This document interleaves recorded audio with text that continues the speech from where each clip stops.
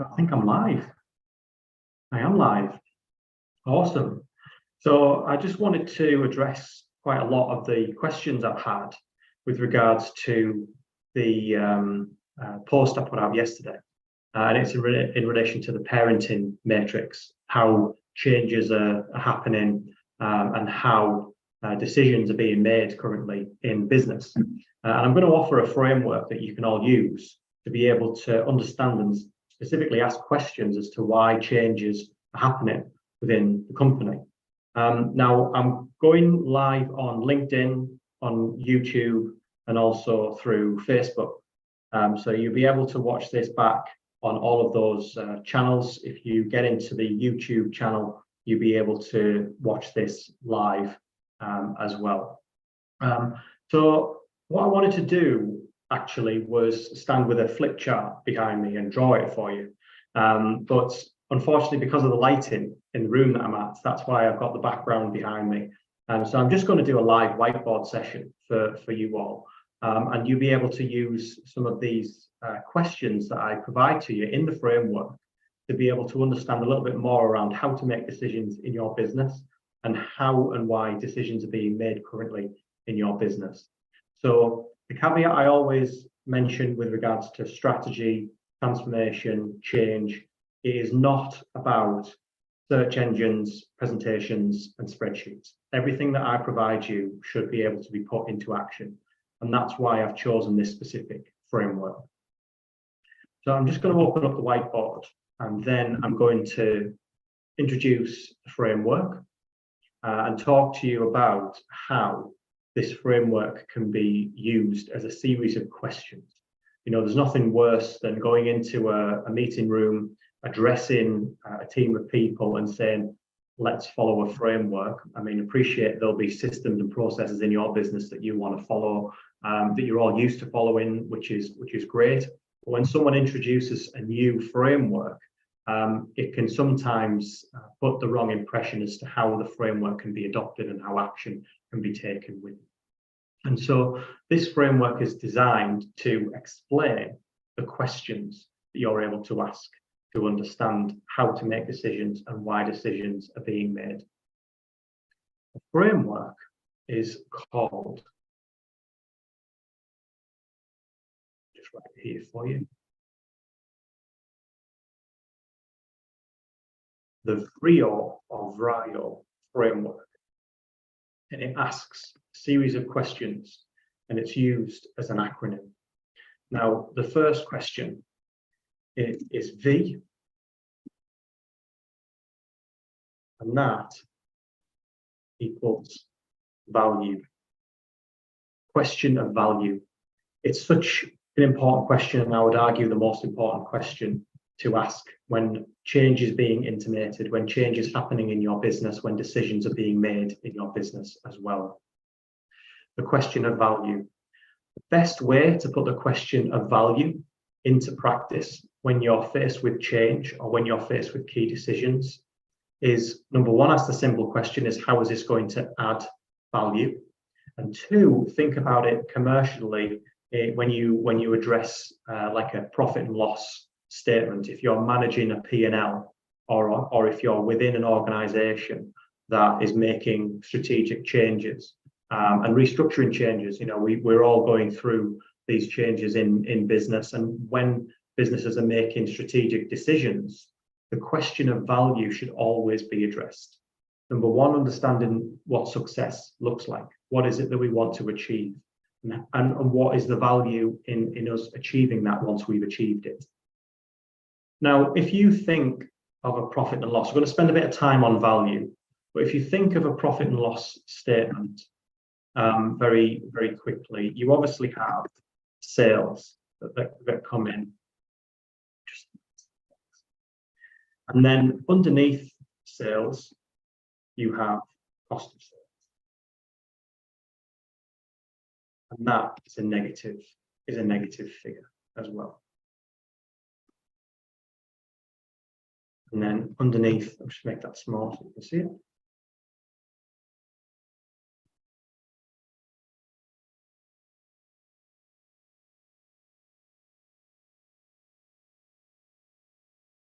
underneath cost of sales, you have then your gross profit, or you might call it the GP. Then underneath gross profit, you've got your expenses. So anything that's not attributable to sales coming in for the business. And then underneath your expenses, you then have your EBITDA. Now, EBITDA stands for earnings before interest, tax, depreciation, and amortization. Now, that's a very important number, our metric, or multiple in some languages and some avenues that you may travel in terms of business. It's essentially the profit that goes to firm's profit. Now, underneath EBITDA, you then need to deduct depreciation.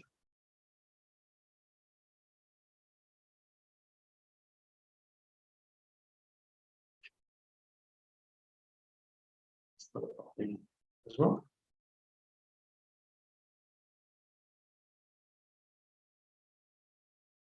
And then after depreciation, that gives you your EBIT.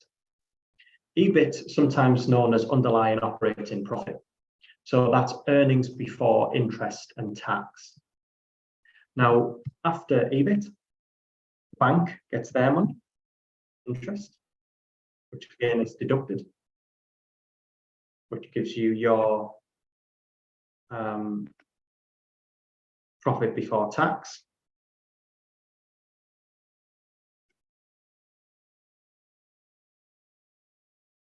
Oh. Sure, that's spelled.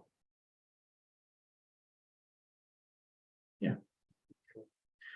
PBT, profit before tax. Then the taxman gets theirs. Tax person gets theirs. Then you've got profit after tax, which is the equity profit. Profit goes to the shareholders.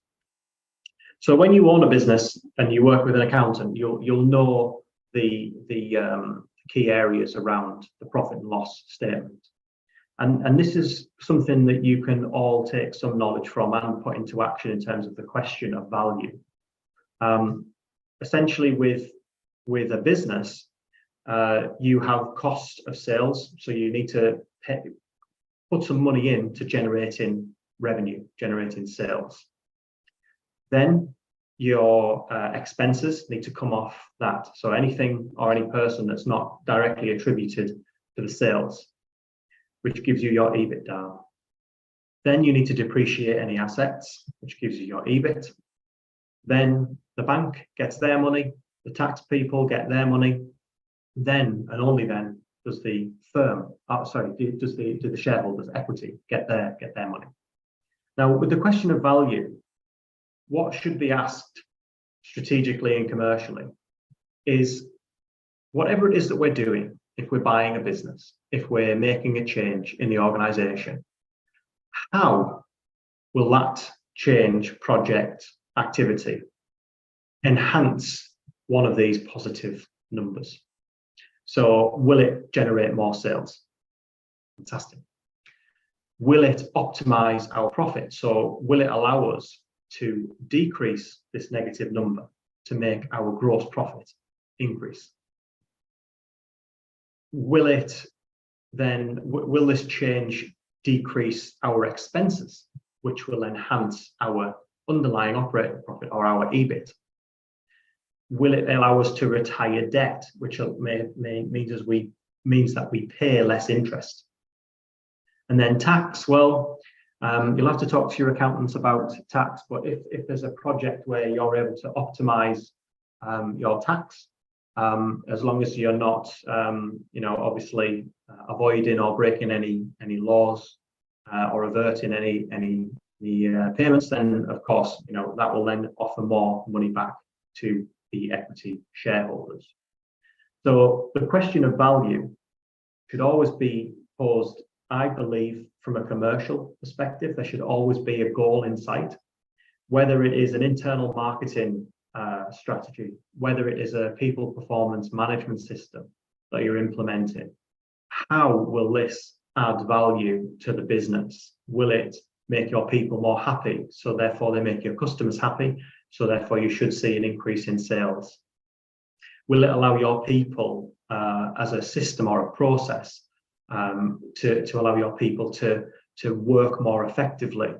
And therefore you're able to optimize your workforce to increase sales, but also maybe decrease your expenses, maybe decrease your cost of sales when you optimize some level of machinery and things like that. So the question of value should always be asked, and you should always understand what the answer is when you're taking part or being involved in a change or a strategic objective that your business is undertaking. And it should allow you to make decisions as well when you ask the question of value. Will it increase sales? Will it make us more profitable? Will it allow us to eliminate expenses? Will it allow us to enhance or optimize our cost of sales? Will it therefore increase our EBIT? Will it therefore increase the cash and equity into the business to allow us to maybe reinvest? The question of value should always be thought of in terms of paradox as well. So this is where I come on to the link of the parenting matrix that I shared in my article yesterday. These changes, when you ask the question of value, should always be determined as to whether they will actually be destructive in their value, in their processes, to the value that they're trying to generate.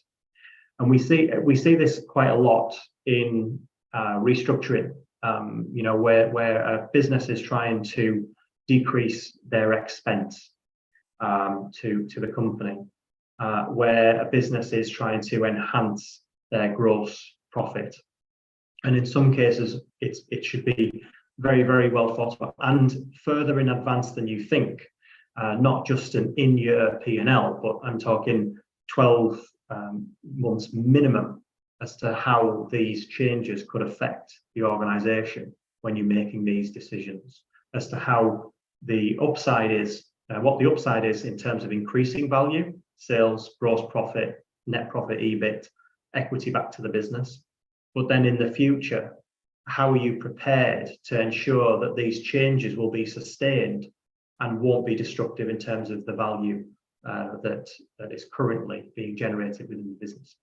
The question of value should be thought of in terms of a commercial hat, but also in terms of culture and how these changes will happen in the business for you to be able to then generate more value.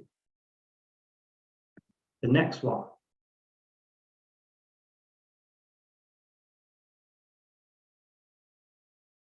Yeah. Now I've adapted this question to be twofold. The initial question within the framework is this change, product, service, is it rare? Now, if it's rare, you will be able to go out and look at your competitors. You'll be able to see if you found a niche in the market, if there's a profit pool that you found that increases your value. And is that therefore a rarity that's attributed only to your business? And if so, and it answers the question of value, you've got a competitive advantage. And if you're creating something that you feel is rare and it adds value, then you know and should enrich your decision making as you move forward. Another R that I've added in the framework is repeatability. So can this change, product, service that is rare and adds value to the business, how is that being able to be repeated so you can then grow the business moving forward? Excellent.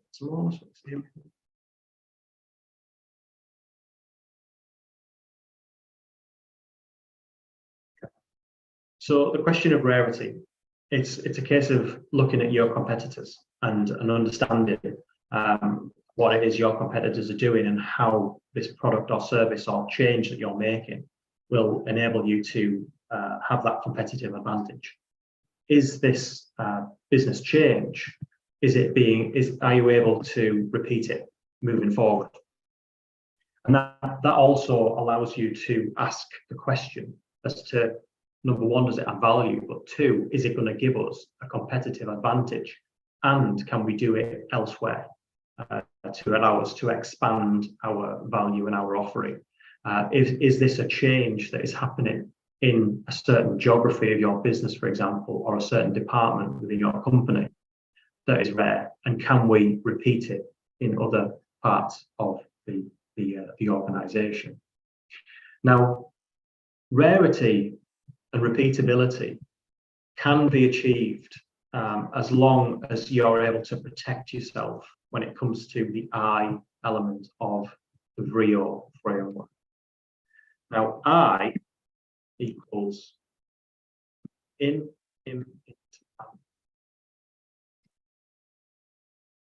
can this change that you're making, can it be imitated? Can it be copied? Now, that's a very important question to ask when looking at the changes and decisions that you're making in the business and the changes that are happening within your company. Why is this happening? Well, we found a niche in the market that will add value. It's a profitable service, or allow us to make more sales, or it will allow us to increase our profitability. We can repeat it in different areas of the business, different areas in the world, different areas in the country.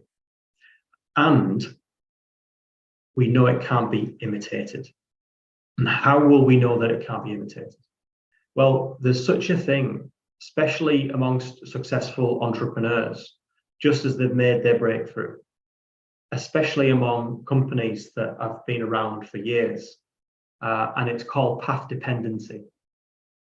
Path dependency is something that a business has managed to achieve simply by bottling the essence that is their business, their culture, their the utility of what the business depends on can only be done by that business. Even with companies that would appear very similar in the same industry, they have that edge. They offer something that is only attributable to that business. Take McDonald's, for example. Everyone knows McDonald's. Yes, they're in the real estate business, in terms of their commercial model. Yes, they put part of their offering McDonald's restaurants, and there wouldn't be McDonald's if there weren't McDonald's restaurants. But their business model is real estate. However, what they're selling that can't be imitated as effectively as McDonald's can, and that's consistency. That's their path dependency. They've been so consistent right from the beginning, right from the two brothers, the McDonald's brothers, when they created the Speedy system. They've never lost that. And that's their secret sauce. Although it's not a secret, but you're able to understand that even Ray Kroc himself said, if you watch The Founder, the movie and all that stuff, he couldn't have copied it and taken it and done it and replicated it. It had to be the Speedy system, and that's what path dependency means, that only the business that has got something that can't be imitated, they have got to a successful standing purely by just being themselves and being their business. Now, one thing to be really careful of as you're asking these questions, question of value, is what we're doing rare going to give us some competitive advantage? Can we repeat it? Is it imitable? Can it be copied? You need to start thinking of the repeatability and balancing it with, well, whether this can be copied or not. You can protect yourself in these circumstances by patents, by copyright, by trademarks, by doing some things now with technology like NFTs and things like that, where, again, this is a change that is happening that will secure fact that nobody else can do what we're doing. We've answered the question of value. We found a niche in the market, and we deliver it in such a way that our competitors don't currently. We know that we can repeat it because we've done it before. Can it be copied? Well, it's fairly solidified in our business now, and if we're not careful, we need to protect ourselves with something that will allow us, only us, to be able to deliver it. You'll see a lot of this in FMCG, especially in pharma, in product-intensive, product and innovative industries, where the product life cycle is very secretive and also heavily patented, and there's legal aspirations and things like that as to how these products are sold and how they make them to the shelves, and also who eventually gets hold of them to put them on the shelves as well. So these three questions: the question of value, is this project going to make us, going to give us the competitive advantage? Can we repeat it? Can we ask other people? Can we delegate other people to do it? And are we protected in terms of this product, service, change being copied? 4 equals organized. And I like to use operationalized as well.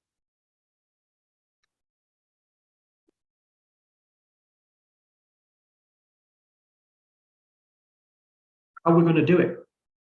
We should always ask that question. So strategic meeting or a decision-making meeting, or a meeting where changes must be made because sales have gone down, we're not making enough profit, whether that's growth profit or EBIT, whether there's not enough cash to reinvest. We've answered the question of value, maybe what success looks like. We want to increase sales. We found a product or service that will allow us to do that, or a change that will allow us to enhance our GP or EBIT. By doing so, it could give us, or should give us, competitive advantage, and it can't be copied. Right, how are we going to organize it? How are we going to put it into our operation and embed it within our operation? Those questions should also be answered. They can be answered very quickly in terms of organizing and operationalizing by a good, robust change management, project management office. International projects can be delivered in such a way very, very quickly, set up as to how these product changes, organizational changes, etc., restructuring and things can be put in place. That question, can be answered very quickly, very professionally, very succinctly, usually the easiest one to answer. Now, once you've answered the question of value, the rarity and the repeatability of the initiative, whether it can be copied, and how it can be organized, if you're able to answer these questions very well, you've got something that is sustainable over time, because you will have done your due diligence in terms of the question of value. You will have put in place what success looks like. We want to increase sales. We want to increase our profit. We want to increase our net profit. We want more equity in the business so we can reinvest, etc. Once you've set these goals, you've answered the question of value, and you know that what you do to be able to impact positively those goals will answer the question of value. Also think in terms of, will these initiatives that we want to put in place, how will that impact the organization in terms of culture, in terms of impact on people's time? Will it make people's time more effective? How will it work over time? And it's essential to get direct feedback from stakeholders and shareholders as to what their opinion is on the changes that are being made continuously over time, and feed that back to them and repeatedly answer the question of value. Rarity, repeatability, and inimitability. Can it be copied? Can you repeat it again and again and again? For organic growth, for example. Is it rare and giving us the competitive advantage? Once they're established, they should be set in terms of quality control, change control, process. Again, protecting yourself with the applicable legislation, patents, legalities, non-disclosure, all that sort of stuff, for you to be able to ensure that it's kept as a competitive advantage. You're able to repeat it again and again and again, and no one else can do it because they're not allowed, right? Those two in the middle, R and I, should stay as they are and be an operation in themselves to ensure that you're continually to add value, and because you've answered that question, you've continued to maintain competitive advantage. You're able to do it again and again and again, and nobody else can copy you. Then once you've got organized and operationalized to deliver that value, the bookends of the V and the O, when you optimize value, when you optimize the organization and how you operationalize the initiative, you'll have something that's very sustainable and very impactful and very valuable within the company, because you've made sure that you've got your competitive advantage. You've made sure that you can repeat it. You've made sure that it can't be copied. So now when you enhance the organization, when you enhance the operation, you're going to increase more value because you've established the question and answer of value. So when you're in a meeting or when change is happening in your business, allow yourself to ask these questions. It's up to you, but I wouldn't go into a meeting and say, let's look at the VRIO framework to see what's going on here. Or, you wouldn't present to your organization. I wouldn't expect to say, look, let's look at these 4 questions. But now you have the questions. Now you can ask, how does this add value? What usually changes within the organization are already decisions that are being made, or they're questions from the leadership as to how change can be made, which is usually the best way forward, in my opinion. Asking your people, asking your customers. And then ask the question, is this going to increase sales? Yes or no? If it's not going to increase sales, how is it going to add value to the business? Is it going to allow us to enhance our gross profit? Okay, well, I can see a knock-on effect then as to how that will allow us to enhance our earnings before interest and tax, our EBIT, and therefore profit after tax. Is this going to allow us to reduce our expenses and therefore increase our earnings before interest and tax, our EBIT? Again, and if you're able to answer those questions with the changes that are being made at the end of the line, then you know that the change and the decisions, and essentially why these changes and decisions are being made as well. Ask the question, is this going to give us an advantage over our competitors? Can we do it on other accounts? Can we do it in other product lines? Can we repeat this initiative moving forward to allow us to increase our value further within the organization? Can it be copied? Can someone else just take this design, this product, this catalog, put it in a photocopier and sell it as their own? Are we protected in that case? If that's the case, then we know that it's sustainable. We know that it adds value, gives us a competitive advantage, and we can repeat it in the organization. And then how are we going to do it? How are we going to organize and ensure that these changes are put into action? Once you ask those questions, you've got quite a robust program of work that you're able to quickly put into a good project management office and deliver through your people, your leaders and their teams, sustainable business growth, and also an understanding and an empathetic and a view of humility as well as to how and why the changes are happening within your organization today. So I hope that's been valuable to you. These 4 questions, again, you don't have to name the framework outright, but you will be able to see and understand a little bit more around how and why changes are made within your organization. And it should also influence your decision making. So feel free to ask any questions and also highlight any content that you want making within the TheStrategySmith lives. There'll be a few of them. It will be better when I get set up in my studio with equipment and things like that. But I wanted to bring this framework and the series of questions that people can ask to understand how, what, and why change is happening in their business, and also enrich people's decision making in the future as well. So you can catch this on YouTube, on Facebook, and on LinkedIn. I will be announcing live sessions moving forward, and I can repeat some sessions as well to answer specific questions. It's also going live on TikTok, which is why I'm glancing over there, because it's on my phone right now. So I just wanted to say thank you all for listening, and I will see you again live from the Strategy Smith.